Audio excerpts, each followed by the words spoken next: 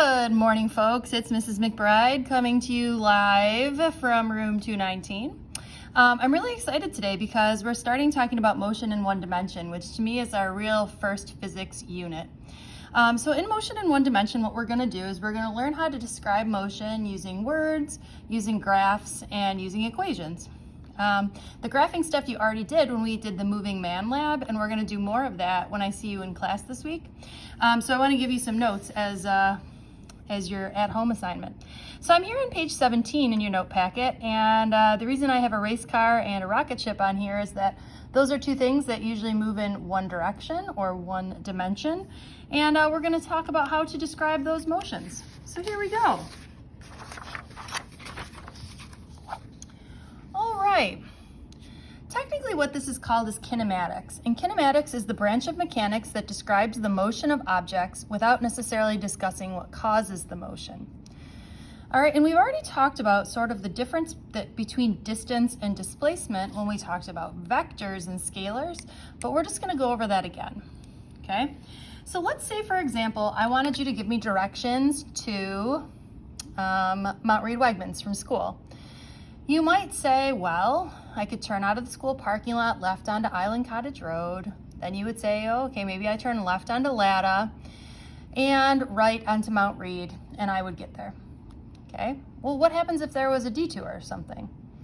Well, you could go again left onto Island Cottage Road, and maybe you went right onto Latta Road, and then you went left onto 390. And then you got off at Vintage, and then you sort of made let's see, it would be which direction would that be? A right maybe onto Vintage Lane, and then you made a right onto Mount Read, okay? Either way that you think about it, one of those definitely covers a larger distance, okay? When I take 390, the distance that it takes me to get to Mount Read Wegmans is much larger. The displacement, or what we would say the displacement is the change in position from start to finish.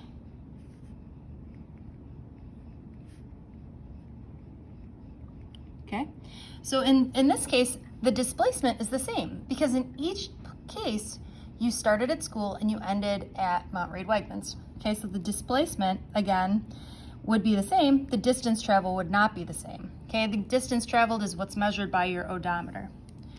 Okay, so the distance is the total length of the path traveled. Total length of the path traveled.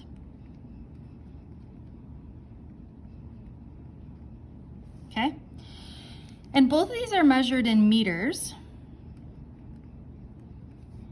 And again, this guy's a scalar, and this guy's a vector. So if we're talking about displacement, we need the magnitude and direction. If we're talking about distance, we just need the magnitude. Okay. The equation here, I would just want you to write that the symbol here is x, and the units are meters. All right, so a couple questions for you. Question number one is, does the odometer in your car measure distance or displacement? I hope you were saying that it measures distance. Wouldn't that be awesome if you were driving and your odometer all of a sudden, when you started at your house, you drive 40 miles around, throughout the day, and then you get back to your house and your odometer goes to 0 because your displacement is 0 because you started at the exact spot that you finished? So you could think about it like if it measured displacement, and wherever your car was created in that particular building, every time you went back to that building, your odometer went back to 0. I feel like that'd be awesome, but it doesn't happen that way. Okay, can you think of a circumstance when it would measure both distance and displacement? I hope you're saying to yourself, anytime you're moving in a straight line, the odometer measures both distance and displacement, okay, because they're both the same. All right, let's spice it up here. Let's do some problems. You're driving a car on a circular track of diameter 40 meters. Okay, so here's my circular track. and the diameter is 40 meters. After you've driven around 2.5 times, how far have you driven and what is your displacement? Okay, so if you think about it, you've really gone 1, 2.5. So if this is your start, then this is your finish. Okay, so I want you to think about what is the distance that you've traveled and what is your displacement. So please pause this video and go ahead and do some calculations for me. Okay. So to figure out the displacement, that one seems easiest, right? Remember, we said the displacement is the distance from start to finish. So in this case, the displacement is 40 meters. You're 40 meters away from where you started. The distance traveled is a little bit more tricky because when I look at this, I think that the distance traveled is really 1, 2.5 times around the circle, which I would call circumference. And we remember from doing our pi lab that circumference is equal to pi times diameter. So we really have 2.5 times pi times diameter, or 2.5 times the circumference. So I really have 2.5 times pi times 40.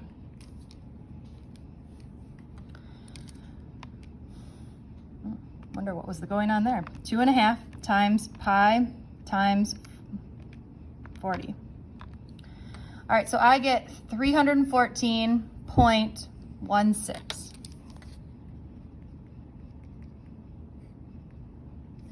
All right, moving on. Let's talk about speed versus velocity.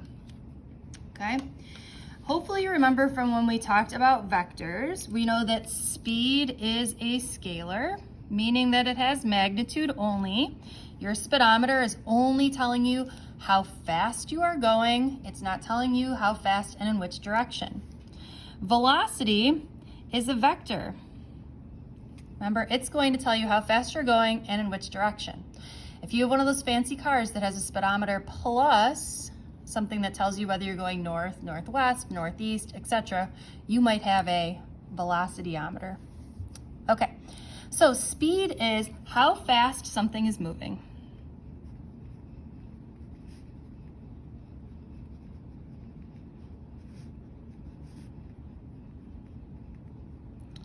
And we're going to say that speed is equal to the distance that you travel over your time. Okay? And it's got units of meters per second. Speed and velocity are very similar because, again, what velocity is just speed with a direction.